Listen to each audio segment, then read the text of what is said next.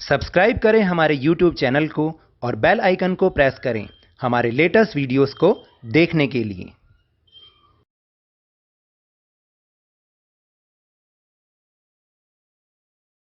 Hello and welcome to Lovneesh sir की class. आज की ये शिक्षा निदेशालय राष्ट्रीय राजधानी क्षेत्र दिल्ली की वर्कशीट नंबर 32 जो कि कक्षा 7वीं के विद्यार्थियों के लिए है। यह ली गई है हिंदी विषय से और इसमें आज हम समझेंगे विशेषण को। आपको याद है हमने संज्ञा को समझा, हमने सर्वनाम को समझा, अब बारी है विशेषण की। तो चलिए शुरुआत करते हैं मेरे साथ और समझने की कोशिश करते हैं। पढ़िए और समझिए। जॉन अपने छोटे भाई के साथ थिएटर गया। यहाँ पर जो रेखांकित शब्द हैं उनको ज़रा ध्यान से देखिएगा। अमित की कुछ पुस्तकें खो गईं। धूप में लाल वस्त्र शरीर को हानि पहुंचाते हैं। 3 छात्रों को इनाम दिया गया। सुरेश ने सुंदर लेख लिखा। शीला ने 2 किलो चीनी खरीदी। इन वाक्यों में रेखांकित शब्द छोटे, कुछ, लाल, 3, सुंदर और 2 किलो शब्द विशेषण हैं। अब विशेषण कैसे हैं?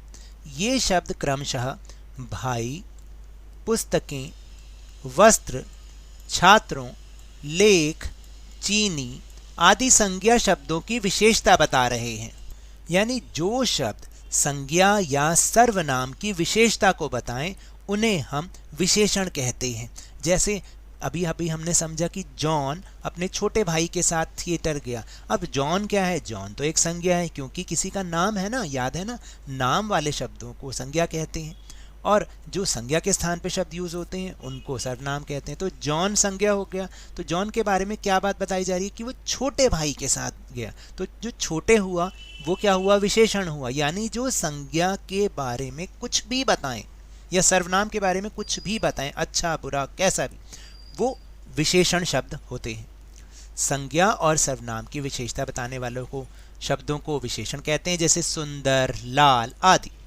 फिर विशेषण के मुख्यतः 4 भेद होते हैं, यानी 4 प्रकार के विशेषण होते हैं। एक गुणवाचक विशेषण, दूसरा संख्यावाचक विशेषण, तीसरा परिमाणवाचक जिससे किसी का भार पता चलता हो, और चौथा होता है संकेतवाचक या सार्वनामिक विशेषण। अब हम इनको एक बार विस्तार से भी समझेंगे।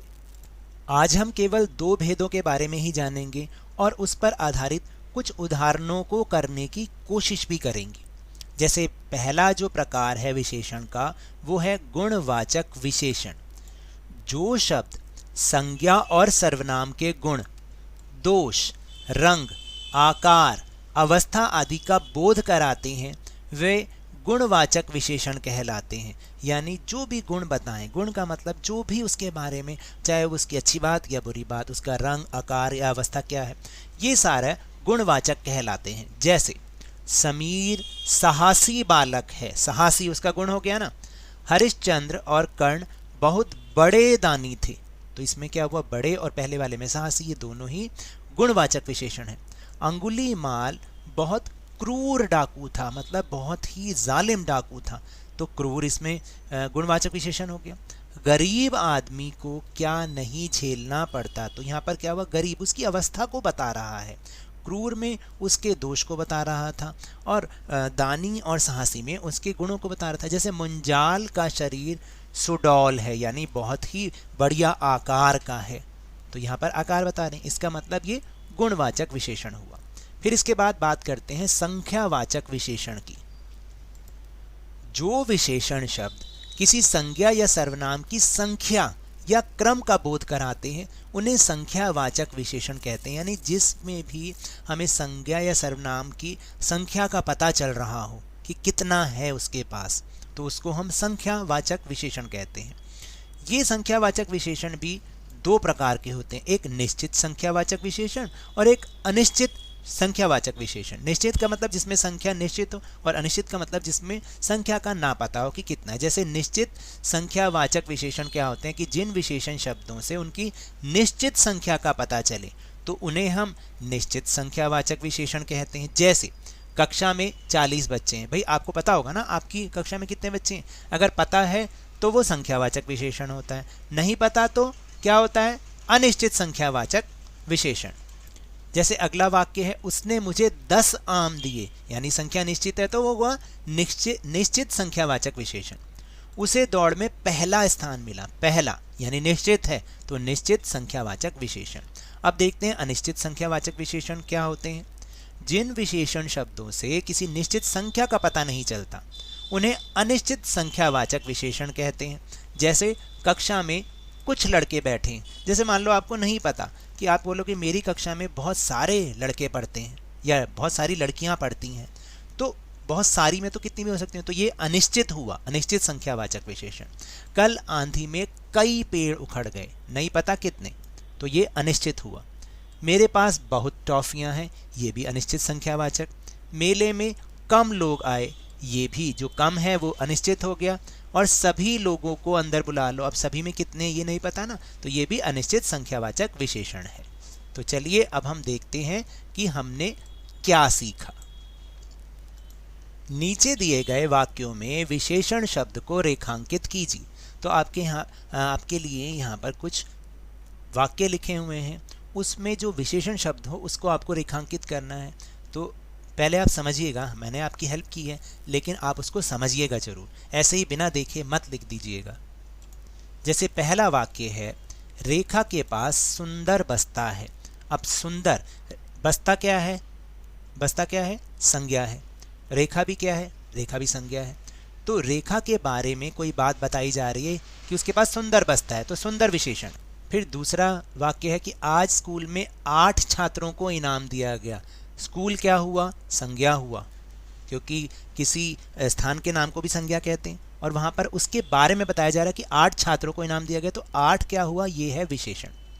फिर सीमा ने लाल कमीज पहनी है, सीमा संज्ञा है, उसके बारे में कोई बात बताई जा रही है, तो लाल, यहाँ पर लाल जो है वो विशेषण है।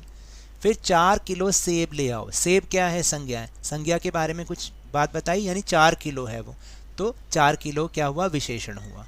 फिर मुझे काला घोड़ा पसंद है, तो मुझे, ये सर्वनाम हो गया मुझे, और मुझे मेरे बारे में कोई बात बताई जा रही है, क्या पसंद है, काला घोड़ा, तो काला विशेषण हो गया, इसलिए हमने इसको रेखांकित किया है, अंडरलाइन किया है। अब चलिए नीचे देखते हैं दूसरा प्रश्न। नीचे दिए गए वाक्यों में रेखांकित विशेषण के भेद का नाम लिखिए।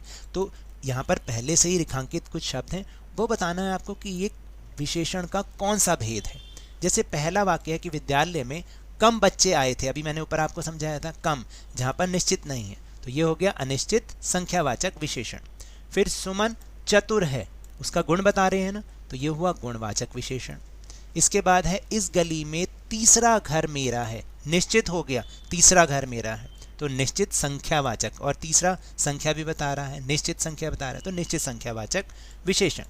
फिर 7 चोर पकड़े गए, संख्या बता रहा है निश्चित, तो निश्चित संख्यावाचक विशेषण। कुत्ता तेज दौड़ता है, कुत्ते के बारे में बताया जा रहा है, उसका गुण बताया जा रहा है, तो गुणवाचक विशेषण। उसके बाद नेहा सुंदर लिखाई लिखती है, नेहा का गुण बताया जा रहा है, तो गुणवाचक विशेषण।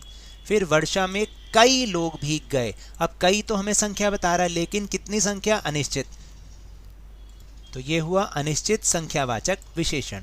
उसके पास बहुत धन है, अब बहुत संख्या को बताता है, तो ये हो गया, लेकिन कितनी संख्या नहीं पता, अनिश्चित संख्यावाचक विशेषण। अब आप समझ गए होंगे कि विशेषण और फिर विशेषण के भेद क्या होते हैं, इनको आप खूब अभ्यास कीजिए, आपको और अच्छे से समझ में आ जाएगा। तो ये तो थी आज की वर्कशीट। अगर मेरे इस तरह समझाने से आपको थोड़ा सा भी समझ में आया हो तो इस चैनल को ज़्यादा से ज़्यादा सब्सक्राइब कीजिए, लाइक कीजिए और बहुत ज़्यादा शेयर भी कीजिए। और हाँ, मेरे साथ इसी तरह आसानी से वर्कशीट को समझते रहिए, लेकिन ध्यान और मन लगाकर पूरी मेहनत और लगन के साथ, ऑनलाइन ही सही, पढ़ते जरूर रहिए। और अगर आपको कोरोना वायरस को हराना है तो अपने हाथों को नियमित रूप से साबुन और पानी से धोते रहिए, मास्क जरूर लगाइए, और जब भी उपलब्ध हो और जब भी संभव हो तो इसका टीकाकरण अवश्य कराएं, क्योंकि कोरोना को हराना है और ज़िंदगी को एक बार फिर से सुहाना बनाना है। इसी उम्मीद के साथ बहुत बहुत धन्यवाद।